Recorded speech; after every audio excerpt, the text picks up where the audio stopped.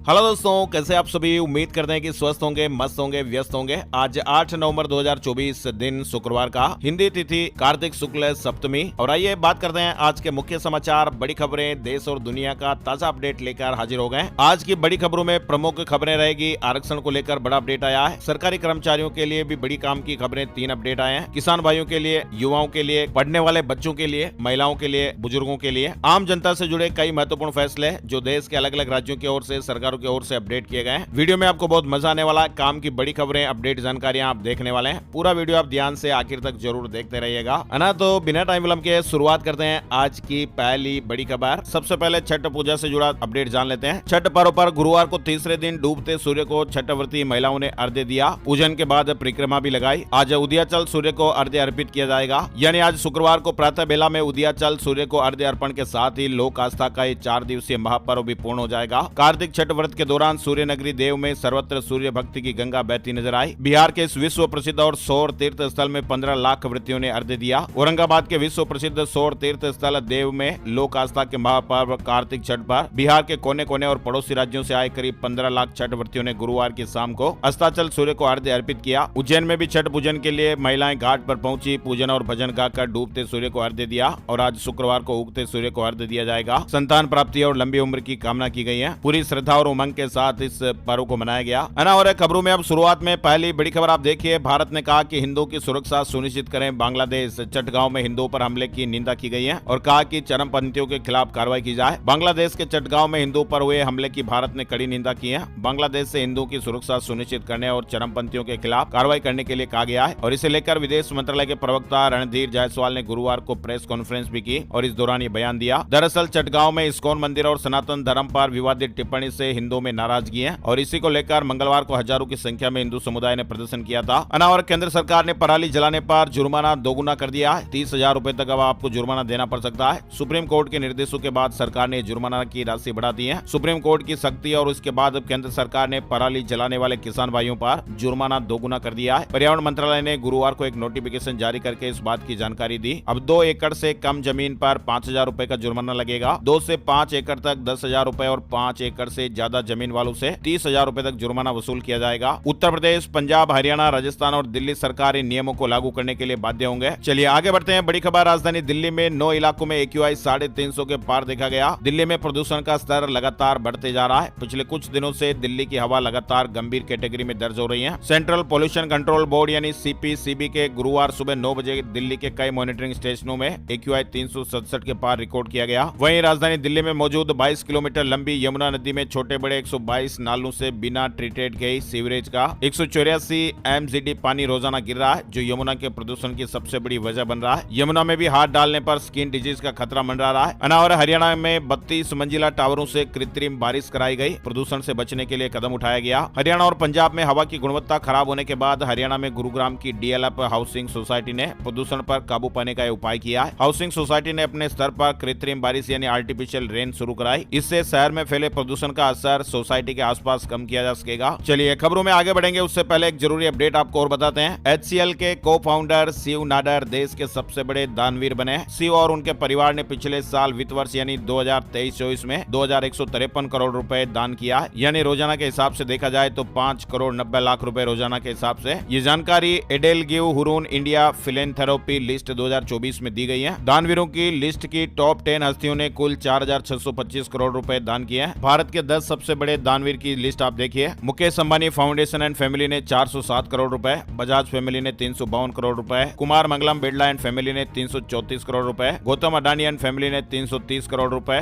नंदन नीलेकणी ने 307 करोड़ रुपए, कृष्णा चिवुकुला 228 करोड़ रुपए, अनिल अग्रवाल एंड फैमिली 181 करोड़ रुपए, सुस्मिता और सुब्रतो बागची ने 179 करोड़ रुपए और रोहिणी नीलेकणी ने 154 करोड़ रुपए दान किए हैं। हुरून इंडिया फिलेंथेरेपिस्ट लिस्ट 2024 के अनुसार ये अपडेट देख पा रहे हैं। चलिए आगे बढ़ते हैं। बड़ी खबर, जम्मू कश्मीर विधानसभा में 370 पर विधायकों के बीच मारपीट जैसी नौबत आ गई। बीजेपी के 3 विधायक घायल हो गए, मार्शलों ने बाहर निकाला। जम्मू कश्मीर विधानसभा सत्र के दौरान गुरुवार को विधायकों के बीच जमकर हाथापाई देखी गई। सत्ता पक्ष और विपक्षी भाजपा के विधायकों ने एक दूसरे की कॉलर तक पकड़ ली। सदन में हंगामे के चलते पहले विधानसभा की कार्यवाही 20 मिनट और फिर आज तक के लिए स्थगित कर दी गई। बड़ी खबर देखिए, जम्मू कश्मीर से आ रही है। 6 साल बाद प्रदेश सरकार पेश करेगी बजट। वित्त विभाग ने तैयारियां शुरू कर दी हैं, सुझाव भी मांगे गए हैं। केंद्र शासित प्रदेश जम्मू कश्मीर में 6 साल बाद प्रदेश सरकार अपना बजट पेश करने वाली है और इसके लिए बजट अनुमान 2025-26 और संशोधित अनुमान 2024-25 के लिए फिलहाल तैयारियां शुरू हो गई हैं। प्रशासनिक विभागों से 20 नवंबर तक बजट अनुमान की जांच करके सिफारिशों को वित्त विभाग के पास भेजने को कहा गया है। चलिए बड़ी खबर देखिए, कोलकाता ट्रेनी डॉक्टर से जुड़ा महत्वपूर्ण अपडेट है। सुप्रीम कोर्ट का पश्चिम बंगाल से बाहर केस ट्रांसफर करने से इंकार हो गया है। वहीं डॉक्टरों की सुरक्षा के लिए सभी राज्यों से सुझाव मांगे गए हैं। इस मामले में सुप्रीम कोर्ट में गुरुवार को सुनवाई हुई। सुप्रीम कोर्ट ने सीबीआई की अपडेटेड स्टेटस रिपोर्ट को लेकर 4 हफ्ते में जवाब मांगा है। साथ ही कोर्ट ने मामले की सुनवाई किसी और राज्य में ट्रांसफर करने से इंकार कर दिया है। और राजस्थान और दिल्ली के 21 स्कूलों की मान्यता रद्द हुई। लेकिन अब एक सवाल जो सबसे बड़ा ये बन रहा है कि अब इन बच्चों का क्या होगा। 15 फरवरी से सीबीएसई बोर्ड एग्जाम भी होने वाला है। दरअसल कल वाले वीडियो में भी हमने आपको बताया था कि केंद्रीय माध्यमिक शिक्षा बोर्ड यानी सीबीएसई ने राजस्थान और दिल्ली में 21 स्कूलों का जो मान्यता है एफिलिएशन वो रद्द कर दिया है। 6 अन्य स्कूलों की मान्यता 12वीं से घटाकर 10वीं तक कर दी। सीबीएसई ने इन स्कूलों का औचक निरीक्षण किया था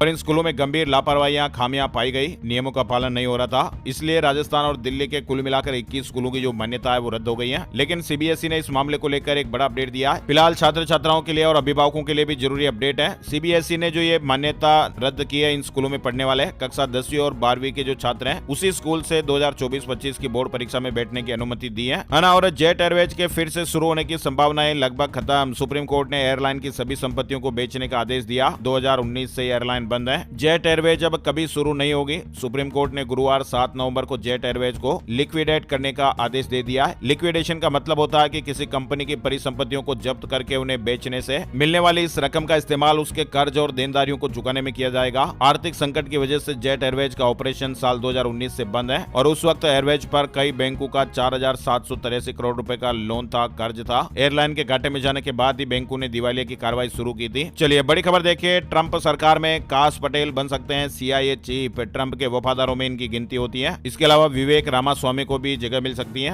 और अमित शाह ने कहा कि आतंकवाद के खिलाफ मजबूत इकोसिस्टम, आतंकियों की उम्र पहले से घटी है। पीएम मोदी के जीरो टॉलरेंस नारे को दुनिया ने अपनाया है। केंद्रीय गृह मंत्री अमित शाह ने गुरुवार को 2 दिवसीय आतंकवाद विरोधी सम्मेलन 2024 का इनॉग्रेशन किया। इस दौरान उन्होंने कहा कि मोदी सरकार ने 10 सालों में आतंकवाद के खिलाफ कदम उठाए हैं और इससे लड़ने के लिए एक मजबूत इकोसिस्टम भी तैयार हुआ है। वहीं पंजाब से एक बड़ी खबर आ रही है। 10,000 नवनिर्वाचित सरपंचों को सीएम मान शपथ दिलाएंगे। केजरीवाल मुख्य अतिथि होंगे। लुधियाना में आज समारोह होने वाला है। पंजाब के लुधियाना में आज शुक्रवार को 10,000 नवनिर्वाचित सरपंचों को सीएम भगवंत मान शपथ दिलाएंगे। वहीं बड़ी खबर टिकटॉक से जुड़ी हुई आ रही है। कनाडा में टिकटॉक के कार्यालय बंद करने के आदेश जारी हो गए। राष्ट्रीय सुरक्षा के लिए खतरे का हवाला देकर ये बड़ी कार्रवाई हुई। हमारे देश में तो टिकटॉक काफी पहले बंद हो गया था, लेकिन अब कनाडा ने भी राष्ट्रीय सुरक्षा के लिए खतरे का हवाला देते हुए चीनी टिकटॉक पर यह बड़ी कार्रवाई की है और कनाडा ने देश में टिकटॉक के सभी व्यवसाय बंद करने का आदेश दे दिया है। और पुतिन ने डोनाल्ड ट्रंप को जीत की बधाई दे दी है। कहा कि वे बहादुर शख्स हैं, बातचीत के लिए तैयार हूं। रूस के राष्ट्रपति व्लादिमीर पुतिन ने डोनाल्ड ट्रंप को जीत की बधाई देते हुए कहा कि वे यूक्रेन संकट के उचित समाधान के लिए डोनाल्ड ट्रंप से बातचीत करने के लिए तैयार हैं। और चुनावी हार के बाद जो बाइडेन का पहला संबोधन सामने आया है। उन्होंने कहा कि 20 जनवरी को शांतिपूर्ण तरीके से सत्ता सौंपेंगे। अमेरिका की सत्ता की चाबी एक बार फिर डोनाल्ड ट्रंप के हाथ में आने वाली है। वहीं आपको बताएं, देश के प्रधानमंत्री नरेंद्र मोदी ने गुरुवार को देश के सैनिकों के लिए लाई गई 1 रैंक 1 पेंशन यानी OROP योजना के 10 साल पूरे होने पर चर्चा की। साथ ही उन्होंने देश के लिए अपने प्राणों की आहुति देने वाले सैनिकों को श्रद्धांजलि दी। प्रधानमंत्री मोदी ने कहा कि उनकी सरकार ने 1 रैंक 1 पेंशन की गारंटी को पूरा किया है। इसका उद्देश्य समान रैंक और सेवा अवधि वाले सेवानिवृत्त सैनिकों को उनकी सेवानिवृत्ति की तारीख की परवाह किए बिना समान पेंशन प्रदान करना था और इस योजना से लाखों परिवारों और पेंशन भोगियों को लाभ मिला है। बड़ी खबर देखिए, डोनाल्ड ट्रंप की जीत के बाद हुआ बड़ा ऐलान। यूएस में लगातार दूसरी बार ब्याज दरों में कटौती हुई है। अमेरिकी फेड रिजर्व के चेयरमैन के ऐलान के अनुसार ब्याज दरों में 0.25% की कटौती देखने को मिली है। यानी अमेरिका में डोनाल्ड ट्रंप की जीत का असर अब अमेरिकी सेंट्रल बैंक फेड रिजर्व पर भी साफ साफ असर देखने को मिल रहा है। मुंबई से बड़ी खबर, बाबा सिद्दीकी मामले में मुंबई क्राइम ब्रांच ने 2 और आरोपियों को अरेस्ट किया है और इस मामले में अब तक कुल 18 आरोपियों को गिरफ्तार किया जा चुका है। Amazing Goa global business summit 2024 का आयोजन 8 से 10 नवंबर तक पणजी में होने वाला है। करंट अफेयर से जुड़ा सवाल बन सकता है, ध्यान दीजिएगा इस खबर पर। 3 दिन तक चलने वाला एक कार्यक्रम प्रभावशाली चर्चाओं, नेटवर्किंग और रोमांचक अवसरों के लिए वैश्विक नेताओं और उद्यमियों को एक साथ लाएगा। vibrantgoa.com इसके लिए वेबसाइट भी बनाई गई है। यह एक समिट है। पणजी में 8 से 10 नवंबर तक अमेजिंग गोवा समिट होने वाला है। 50 देशों के 300 प्रतिनिधि इसमें शामिल होंगे। और तेलंगाना और कर्नाटक का विनिंग फॉर्मूला महाराष्ट्र में आजमा रहा इंडिया गठबंधन। खबरें आ रही है कि इंडिया गठबंधन महाराष्ट्र में महिला मतदाताओं को लुभाने के लिए तेलंगाना और कर्नाटक के सफल मॉडल को अपना रहा है, जिसमें मुफ्त बस सेवा का वादा किया गया है। कर्नाटक में इस योजना से परिवहन निगम पर आर्थिक बोझ पड़ा, लेकिन तेलंगाना में योजना सफल रही। ये रणनीति अब अन्य राज्यों में भी भी अपनाई जा रही है। वहीं देखिए अज्ञानता या बदनाम करने का एकाधिकार, राहुल के लेख पर बवाल मच गया है। शाही परिवार के नेताओं ने निंदा की है। सबसे गर्म साल बनकर ही रहेगा 2024। क्लाइमेट एजेंसी ने पूरी दुनिया को अलर्ट करने वाली एक रिपोर्ट जारी की है। यूरोपीय क्लाइमेट एजेंसी के मुताबिक ये लगभग तय हो गया कि साल 2024 अब तक का सबसे गर्म साल होने वाला है। वैज्ञानिकों ने इसे दुनिया के लिए खतरे की घंटी करार दिया है। अगले हफ्ते अजरबैजान में होने वाली संयुक्त राष्ट्र जलवायु कॉन्फ्रेंस COP29 से पहले ये रिपोर्ट सामने आई है। दुनिया भर में गर्मी हर साल नए रिकॉर्ड तोड़ती है। वहीं 2023 की बढ़ती तपिश पूरी दुनिया में महसूस की गई। हमारी धरती का अब तक का सबसे गर्म साल होने का रिकॉर्ड 2023 के नाम ही है, लेकिन अब जल्द ही 2024 भी गर्म साल होने का रिकॉर्ड बनाने वाला है, ऐसा दावा किया यूरोपियन क्लाइमेट एजेंसी ने। और वैज्ञानिकों ने इस अनुमान को दुनिया के लिए खतरे की घंटी भी करार दिया है। दरअसल एजेंसी के मुताबिक ऐसा पहली बार हो रहा है जब इस साल दुनिया 1.5 डिग्री सेल्सियस यानी 2.7 डिग्री फ़ारेनहाइट से अधिक तापमान पर पहुंच गई है। एजेंसी ने तापमान बढ़ने की कई और वजह भी गिनवाई है, जिसमें सबसे बड़ी वजह है अल नीनो। ये घटना दुनिया के सबसे बड़े महासागर प्रशांत महासागर में होती है, जिसकी वजह से तापमान गर्म होता है और इसके आने से दुनिया भर के मौसम पर प्रभाव दिखता है और बारिश, ठंड और गर्मी सब में अंतर दिखाई देता है। और दूसरी वजह है ज्वालामुखी का विस्फोट होना। और बड़ी खबर देखिए, यूपी उपचुनाव, CM योगी आज से प्रचार शुरू करेंगे। लगातार 3 दिन ताबड़तोड़ जनसभाओं, रोड शो का आयोजन होगा। मुख्यमंत्री योगी आदित्यनाथ शुक्रवार से लगातार 3 दिनों तक प्रदेश की 9 सीटों पर हो रहे उपचुनाव के लिए पहले दौरे के प्रचार अभियान का आगाज करेंगे। वहीं देखिए विदेश मंत्री जयशंकर ऑस्ट्रेलिया दौरे के दौरान कारोबारियों से मिले हैं। सोशल मीडिया पर उन्होंने जानकारी शेयर की है। विदेश मंत्री एस जयशंकर ने गुरुवार को ऑस्ट्रेलिया में मुख्य कार्यकारी अधिकारियों और व्यापार जगत के बड़े नेताओं से मुलाकात की। चलिए आगे बढ़ते हैं। बड़ी खबर, इजराइल ने बेरूत एयरपोर्ट पर बमबारी की, 2 दिन में 100 लोगों की जानें चली गई हैं। हिजबुल्लाह चीफ कासिम ने कहा कि सीज फायर के लिए तैयार हैं। दरअसल इजराइल ने बुधवार को लेबनान की राजधानी बेरूत के इंटरनेशनल एयरपोर्ट को निशाना बनाया। इसके अलावा बेरूत के अलग अलग हिस्सों और बेका घाटी में भी कई हवाई हमले किए गए। वहीं यूजीसी नेट दिसंबर 2024 से जुड़ा अपडेट आ रहा है। दिसंबर सत्र की नेट परीक्षा पर यह बड़ा अपडेट आप देख सकते हैं। यूजीसी ने आयुर्वेद जीव विज्ञान विषय जोड़ा है। इससे पहले इस परीक्षा के लिए आपदा प्रबंधन विषय को जोड़ा गया था। हरियाणा के खिलाड़ियों को बड़ी राहत देगी सरकार। ग्रुप सी के सभी पदों पर 3% आरक्षण बहाल किया जाएगा।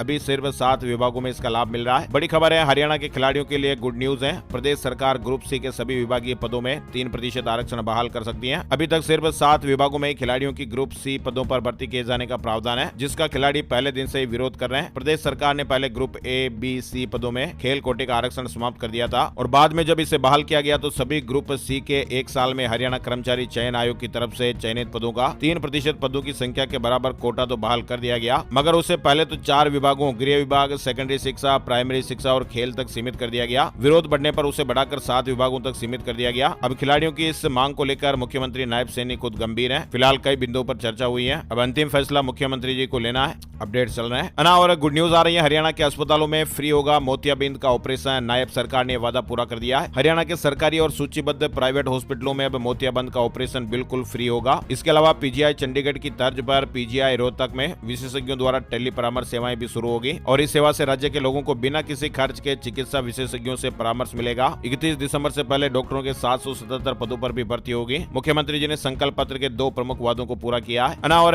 हरियाणा के ऊर्जा, परिवहन एवं श्रम मंत्री अनिल विज ने गुरुवार को पीएम नरेंद्र मोदी से दिल्ली में मुलाकात की है। चलिए बड़ी खबर देखिए, प्रयागराज से आ रही है। प्रयागराज में साधु संतों के बीच लड़ाई हो गई। जमीन आवंटन के लिए बुलाई गई अखाड़ा परिषद की बैठक में बड़ा हंगामा देखने को मिला। अफसरों ने काफी समझाया। वहीं प्रयागराज से जुड़ी एक और बड़ी खबर है, महाकुंभ में श्रद्धालुओं को घर जैसा माहौल मिलेगा। 2000 मकानों में खास सुविधा भी मिलेगी। अगले साल होने वाले महाकुंभ को लेकर उत्तर प्रदेश सरकार ने तैयारियां तेज की हुई हैं और इस बार प्रयागराज महाकुंभ में 40 करोड़ श्रद्धालुओं के पहुंचने का अनुमान है। इसी क्रम में प्रयागराज के लोगों को अपने मकान में पेइंग गेस्ट फैसिलिटी शुरू करने के लिए प्रोत्साहित किया जा रहा है ताकि श्रद्धालुओं को घर जैसा माहौल मिल सके और इसकी शुरुआत भी हो गई है। बड़ी संख्या में वहां पर स्थानीय लोग पर्यटन विभाग के माध्यम से अपना रजिस्ट्रेशन कराकर गुड बिहेवियर, बेस्ट क्लीनिंग और मेहमानवाजी की ट्रेनिंग ले रहे हैं। 2000 मकानों में पेइंग गेस्ट फैसिलिटी दी जाएगी। और महाकुंभ में शाही स्नान और पेशवाई जैसे शब्दों में हुआ बदलाव, अब साधु संत इस नाम का इस्तेमाल करेंगे। महाकुंभ 2025 को लेकर गंगा जमुना के पवित्र संगम पर दुनिया का सबसे बड़ा अस्थायी नगर बसाए जाने को लेकर तैयारी चल रही है। प्रमुख स्नान के दिन भारत के प्रमुख 13 अखाड़ा की ओर से सबसे पहले स्नान किया जाता है और इसमें सभी अखाड़े शामिल होकर महाकुंभ की आध्यात्मिकता को दिखाते हैं। और इसी दौरान संगम पर प्रवेश को लेकर अखाड़े की ओर से शाही स्नान किया जाता है, तो वहीं प्रवेश को पेशवाई कहा जाता था। इस महाकुंभ में पूरी तरह से हिंदी शब्दों का प्रयोग और भारतीय संस्कृति की असली छाप देखने को मिलेगी और इसी के चलते शाही स्नान और पेशवाई जैसे शब्दों में अखाड़ा परिषद की ओर से सहमति से बदलाव किया जा रहा है, जिसका नाम कुछ इस तरह से होगा। इस बार शाही स्नान की जगह सभी साधु संत राजसी स्नान करेंगे। इसको लेकर अखाड़ा परिषद के 9 अखाड़ों के द्वारा प्रस्ताव पास भी किया जा चुका सकता है। वहीं यमुनापुरी जी महाराज ने बताया कि अखाड़ा परिषद की ओर से पास किए गए प्रस्ताव में शाही स्नान की जगह राजसी शब्द और पेशवाई की जगह पर छावनी प्रवेश शब्द जोड़ा गया। बताया जा रहा है कि इसको लेकर भी सभी महामंडलेश्वर ने सहमति जताई है। चलिए बड़ी खबर देखिए, पप्पू यादव को फिर से जान से मारने की धमकी मिली है। सांसद के पीए को व्हाट्सएप मैसेज किया। बिहार में पूर्णिया के निर्दलीय सांसद पप्पू यादव को जान से मारने की धमकी मिली है और धमकी देने वाले ने खुद को लॉरेंस गैंग का सदस्य बताया है। इससे पहले जो धमकी दी गई थी उस मामले में भी पुलिस ने आरोपी को गिरफ्तार कर लिया है। और दिसंबर से जनवरी तक 1 लाख नौकरियां निकालेंगे। विजयपुर में मुख्यमंत्री जी ने यह बड़ी घोषणा की है। मध्य प्रदेश से जुड़ी यह बड़ी खबर है। विजयपुर उपचुनाव को लेकर गुरुवार को मुख्यमंत्री डॉक्टर मोहन यादव ने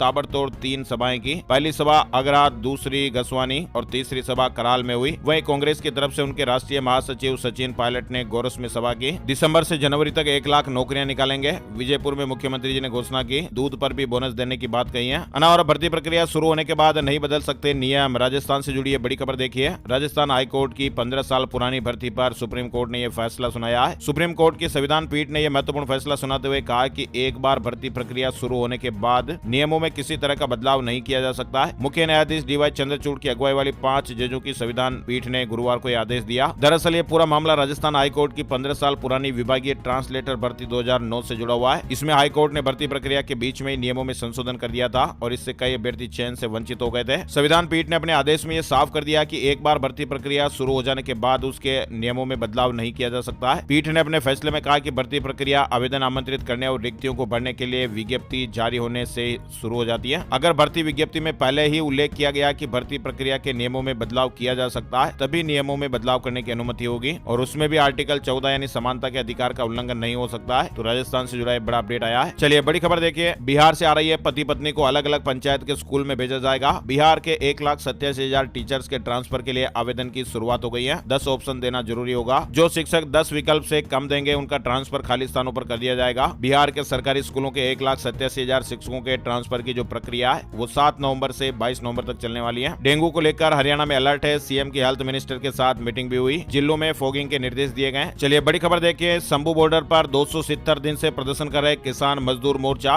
केएमएम ने पंजाब सरकार को 3 दिन में धान की खरीद व लिफ्टिंग और डीएपी की कमी को दूर करने का अल्टीमेटम दिया है। मोर्चे ने यह साफ किया कि अगर 10 तारीख तक स्थितियां नहीं सुधरी तो 11 तारीख को मीटिंग कर अगले संघर्ष का ऐलान किया जाएगा। वहीं निकाय चुनाव मामले में सुप्रीम कोर्ट जाएगी। पंजाब सरकार बिना वार्डबंदी चुनाव करवाने को तैयार नहीं। हाईकोर्ट के आदेश को चुनौती दी जाएगी। पंजाब में निकाय चुनाव करवाने के मामले को लेकर अब राज्य सरकार सुप्रीम कोर्ट जाने की तैयारी में है। ऐसे अपडेट चल रहे हैं। अभी हाल ही में निकाय चुनाव को लेकर पंजाब सरकार को नोटिस जारी हुआ था। हाईकोर्ट ने 10 दिनों में नोटिफिकेशन जारी करने के आदेश दिए थे और कहा था कि वरना अवमानना का केस चल सकता है। वही देखिए गुजरात को मिल सकती है 2036 ओलंपिक की मेजबानी। नरेंद्र मोदी स्टेडियम के आसपास 6 स्पोर्ट्स कॉम्प्लेक्स बनेंगे। प्रोजेक्ट 3 लाख करोड़ का संभव। इंडिगो सूरत से वाया बेंगलुरु मॉरिशस की फ्लाइट शुरू करेगी। सप्ताह में 4 दिन उड़ने वाली इस फ्लाइट की बुकिंग भी शुरू हो चुकी है। शारजा और दुबई के बाद अब सूरत के लोग मॉरिशस की यात्रा भी कर पाएंगे। सूरत एयरपोर्ट से मॉरिशस के लिए वाया बेंगलुरु फ्लाइट शुरू होने वाली है। उत्तर प्रदेश में बेसिक शिक्षकों का समायोजन रद्द हो गया है। लखनऊ हाईकोर्ट ने कहा कि गलतियों को सुधारा जाए। 1,35,000 स्कूलों पर इसका असर देखने को मिलेगा। यानी इलाहाबाद हाईकोर्ट की लखनऊ बेंच ने बेसिक शिक्षा विभाग में शिक्षकों के समायोजन की प्रक्रिया को रद्द कर दिया है। अनावर इलेक्ट्रिक वाहनों की बैटरियों में नहीं होगा ब्लास्ट। गेम चेंजर होगी आईआईटी इंदौर की ये नई रिसर्च। देश भर में पर्यावरण सुरक्षा और अन्य बिंदुओं को लेकर इलेक्ट्रिक वाहनों के उपयोग को बढ़ाने पर केंद्र सरकार लगातार काम कर रही है। हालांकि इलेक्ट्रिक वाहनों में कई तरह के नुकसान और घटनाएं भी सामने आती रहती हैं। लेकिन आपको बताएं कि आईआईटी इंदौर ने इलेक्ट्रिक वाहनों ईवी में थर्मल प्रबंधन में एक अभूतपूर्व बदलाव लाने के उद्देश्य से एक महत्वपूर्ण शोध किया है। इस नई रिसर्च से बैटरी की सिक्योरिटी यानी सुरक्षा और इसकी कार्यक्षमता प्रभावशाली तरीके से बढ़ जाएगी। ओवर हीटिंग और थर्मल घटनाओं से राहत मिलेगी। वहीं तेलंगाना से जुड़ी एक बड़ी खबर आ रही है। रेस्टोरेंट में खाना खाने के बाद महिला की जान चली गई। 4 की हालत गंभीर बताई जा रही है। तेलंगाना के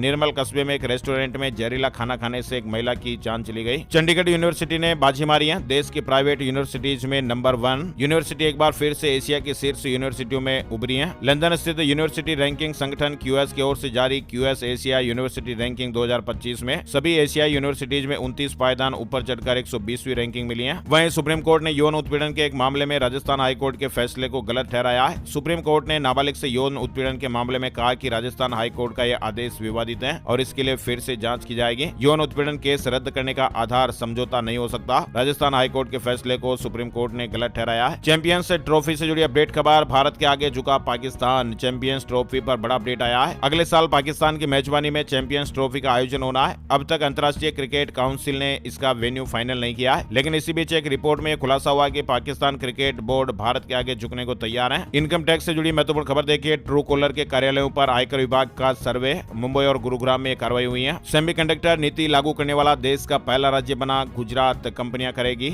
1.4 लाख करोड़ रुपए का निवेश। करंट अफेयर से जुड़ा सवाल बन सकता है। गुजरात सेमीकंडक्टर नीति लागू करने वाला भारत का पहला राज्य बन गया है। गुजरात सरकार ने देश की पहली गुजरात सेमीकंडक्टर नीति 2022 से 2027 की शुरुआत की है। अना और Oben Rorr EZ electric bike launch हो गई है। कीमत 89,999 रुपए से शुरू, 175 किलोमीटर रेंज का वादा किया गया है। वहीं देखिए, यूपीएससी ने एक बार फिर अपने वार्षिक कैलेंडर में संशोधन कर दिया है। कई परीक्षाओं की तारीख बदल गई। संघ लोक सेवा आयोग ने अपने वार्षिक परीक्षा कैलेंडर में एक बार फिर से संशोधन किया है। अना और पूर्वोत्तर सीमांत रेलवे में 10वीं ITI पास की भर्ती 5600 प्लस पदों पर आवेदन का मौका मिल रहा है। अंतिम तारीख 3 दिसंबर 2024 बताई जा रही है। वहीं महाकुंभ से जुड़ा एक और अपडेट देखिए, पहली बार स्टेशनों पर बहुभाषी अनाउंसमेंट होंगे। महाकुंभ 2025 को दिव्य और भव्य बनाने के लिए प्रयागराज रेल मंडल भी श्रद्धालुओं के लिए कई विशेष सुविधाओं की तैयारी कर रहा है। पहली बार प्रमुख रेलवे स्टेशनों पर मल्टी लैंग्वेज अनाउंसमेंट की सुविधा दी जाएगी, जिसमें हिंदी अंग्रेजी के साथ ही गुजराती, मराठी, तमिल, तेलुगु, मलयालम, कन्नड़, बंगाली, असमिया, उड़िया और पंजाबी भाषा शामिल है, ताकि अलग अलग भाषाओं के श्रद्धालुओं को ट्रेन की जानकारी उनकी भाषा में मिल पाएगी। उत्तर प्रदेश के घरों पर चला बुलडोजर, महिलाएं बच्चे रोते रहे। डीएम के आदेश पर राजस्व विभाग और नगर पंचायत की टीम ने 15 साल पुराने कब्जे को हटाने के लिए रटोल के लहचौड़ा मार्ग पर बने अवैध मकानों पर बुलडोजर चलाया। उत्तराखंड में शुरू हुई 3 नई हवाई सेवा, मुख्यमंत्री पुष्कर सिंह धामी ने हरी झंडी दिखाई है। उत्तराखंड में 3 नई हवाई सेवाओं की शुरुआत हो गई है। इसमें दिल्ली से पिथौरागढ़ के बीच हवाई सेवा, देहरादून के सहस्त्रधारा से गोचर और जोशियाड़ा के बीच हेली सेवा शामिल है। चलिए कर्मचारियों से जुड़ी कुछ महत्वपूर्ण अपडेट जानकारियां देख लेते हैं। सरकारी कर्मचारियों के लिए राहत की खबर। जीपीएफ के दायरे में आने वाले सरकारी कर्मचारियों के लिए राहत की खबर आई है। भुगतान में देरी पर ब्याज मिलेगा। ऐसे कर्मचारी जो सामान्य भविष्य निधि के दायरे में आते हैं, उनके लिए अच्छी खबर है। सेवानिवृत्ति पर सामान्य भविष्य निधि की बकाया राशि का भुगतान नहीं किया जाता है, तो सेवानिवृत्ति के बाद की अवधि के लिए सामान्य भविष्य निधि की बकाया राशि पर ब्याज का भुगतान किया जाएगा। इसके लिए कार्मिक लोक शिकायत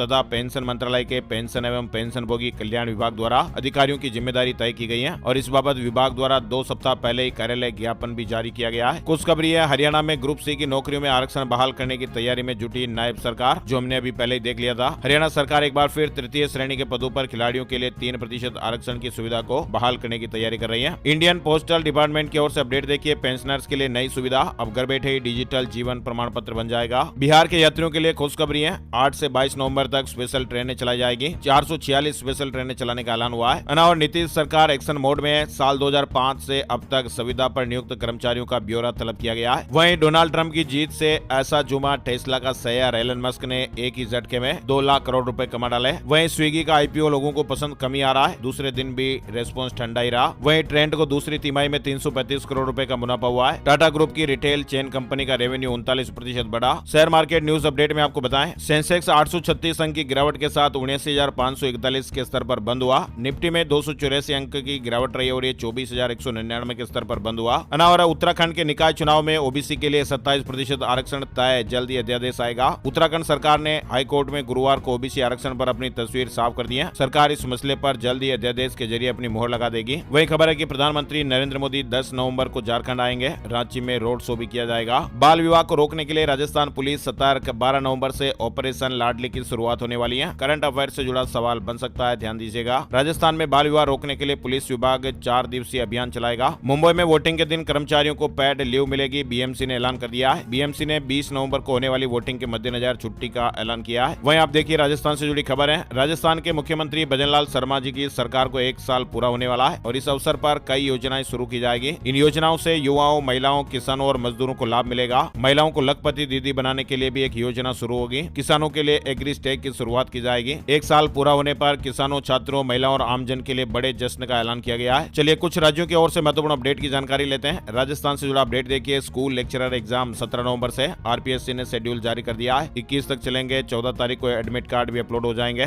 वहीं राजस्थान के भरतपुर से एक बड़ी दर्दनाक खबर सामने आ रही है। घर के बेसमेंट में भरे 5 फीट पानी में एक 3 साल के बच्चे की डूबने से जान चली गई। बच्चा अपनी बहन को ढूंढते हुए सीढ़ियों से बेसमेंट में उतर गया था। माँ और छोटा भाई सो रहे थे और ये बड़ा हादसा हो गया। आमेर मावठे में 7 साल बाद छठ पूजा हुई। वहीं राजस्थान में तेज सर्दी के लिए फिलहाल इंतजार करना पड़ेगा। 12 नवंबर तक कोई ज्यादा संभावनाएं नहीं है। दिन और रात के तापमान में भी उतार चढ़ाव जारी रहेगा। मध्य प्रदेश से जुड़े अपडेट हैं। पूर्व मंत्री दीपक जोशी फिर बीजेपी में शामिल। बुधनी में शिवराज सिंह के सामने घर वापसी। 4 दिन पहले कांग्रेस का प्रचार किया था। बकाया बिजली बिल बेटे बहू से वसूला जाएगा। बैंक अकाउंट से सीधे कटौती क्षति होगी। अगर आपके घर का बिजली कनेक्शन आपके पिता के नाम पर और वे कई महीनों से बिल नहीं भर रहे हैं तो इसका पैसा अब आपकी जेब से कटेगा। ठीक ऐसे ही अगर कनेक्शन आपके नाम और बिजली बिल बकाया है तो इसकी वसूली आपके साथ आपके घर में रहने वाले पिता, माँ, भाई, बहन, पत्नी में से किसी के भी एक के बैंक अकाउंट से की जाएगी। राज्य शासन ने इसके लिए एक जिला स्तरीय कमेटी गठित करने के निर्देश दिए हैं। उपभोक्ताओं की बकाया वसूली से जुड़ा अपडेट है। मध्य प्रदेश में कांग्रेस बनाएगी परिसीमन समितियां। अपने मजबूत विधानसभा लोकसभा क्षेत्रों में गड़बड़ी की आशंका नजर रखी जाएगी। मध्य प्रदेश से एक और जुड़ी बड़ी खबर, नगरीय निकाय और पंचायतों के रिक्त पदों के लिए उपचुनाव की तारीखों का ऐलान कर दिया गया है। राज्य निर्वाचन आयोग ने 18 नवंबर से नामांकन जमा करने और 9 दिसंबर को मतदान कराने का फैसला लिया है। वहीं देखिए इंदौर से जुड़ा अपडेट है। मुख्यमंत्री कन्या विवाह योजना के तहत निःशुल्क सामूहिक विवाह समारोह 22 नवंबर को किया जा रहा है। यह कार्यक्रम दलाल बाग परिसर इंदौर में होगा और इसके लिए 16 नवंबर तक निगम के सभी जोनल कार्यालय और निगम मुख्यालय पर आवेदन प्राप्त किए जा सकेंगे। वहीं देखिए इंदौर में डिप्लोमेटिक सेंट्रल समिट 8 नवंबर से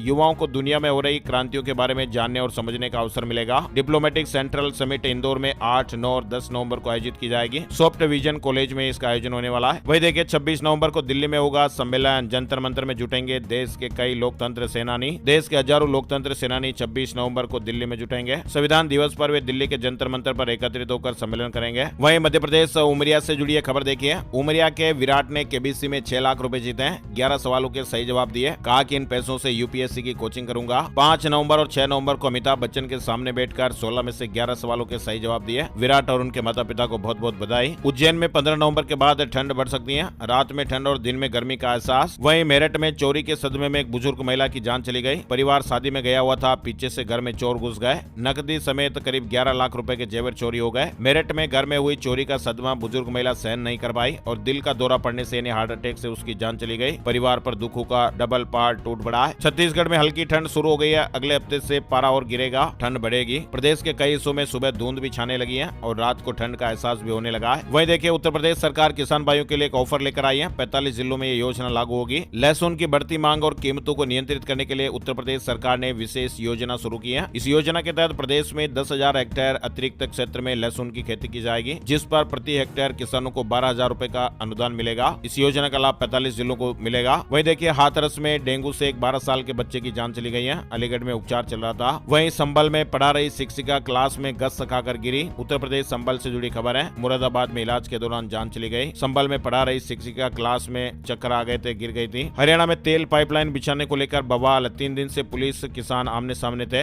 5 घंटे तक चली महापंचायत खत्म हुई। 7 दिनों के लिए धरना फिलहाल स्थगित हो गया। ऐसे अपडेट है। और बेंगलुरु से जुड़ी एक बड़ी खबर, कर्नाटक के बेंगलुरु में भी एक चौंकाने वाली घटना घटी। 40 वर्षीय बीएमटीसी के एक बस ड्राइवर की गाड़ी चलाते समय हार्ट अटैक आने से जान चली गई। आइए अब आपको बताते हैं gold price today, silver price today, सोने चांदी के भाव। सोने की कीमतों में 7 नवंबर को बड़ी गिरावट देखने को मिली। 10 ग्राम 24 कैरेट गोल्ड का भाव 1356 रुपए गिरकर 76,780 रुपए पर आ गया। चांदी की कीमतों में भी गिरावट रही। चांदी 2,532 रुपए गिरकर 90,369 रुपए प्रति किलो पर रही। आइए अब आपको बताते हैं कि सितारे क्या कुछ कह रहे हैं। आज का राशि बल, आज 8 नवंबर शुक्रवार को वृष राशि वालों के लिए सुखद दिन रहने वाला है। मिथुन राशि वालों के रुके हुए काम पूरे हो सकते हैं। नौकरी पेशा लोगों को विशेष अधिकार मिलने की संभावनाएं भी हैं। कर्क राशि वालों को सितारों का साथ मिलेगा। कन्या राशि वालों का रुका हुआ काम पूरा होगा। तुला राशि वालों का रुका हुआ इनकम सोर्स शुरू होगा। बिजनेस में विशेष उन्नति मिलने की भी संभावना है। धनु राशि वालों को प्रमोशन के मौके मिलेंगे। मकर राशि वालों के लिए आज प्रॉपर्टी और गोल्ड में निवेश करना फायदा दे सकता है। इसके अलावा बाकी राशियों पर सितारों का आज मिला जुला असर रहेगा, है ना। तो ये थे दोस्तों आज के मुख्य समाचार, बड़ी खबरें, हेडलाइंस और सुर्खियां अपडेट। वीडियो कैसा लगा कमेंट करके जरूर बताइएगा। आप किस राज्य में निवास करते हैं, अपने राज्य का नाम भी जरूर लिखिए ताकि आपके राज्य से जुड़े अपडेट्स हर रोज वीडियो में शामिल करेंगे। एक प्यार भरा सा निवेदन है, इस वीडियो को आप अपने यार दोस्तों के साथ, मिलने वालों के साथ, जान पहचान वालों के साथ फेसबुक और व्हाट्सएप पर ज्यादा से ज्यादा शेयर कीजिएगा ताकि हमारी टीम को मोटिवेशन मिलता रहे और हम ऐसे ही ताजा खबरें, बड़ी खबरें, अपडेट जानकारियां देखते रहें। एक और नई जानकारी और नए वीडियो में फिर मिलते हैं। तब तक के लिए जय श्री राम, जय हनुमान।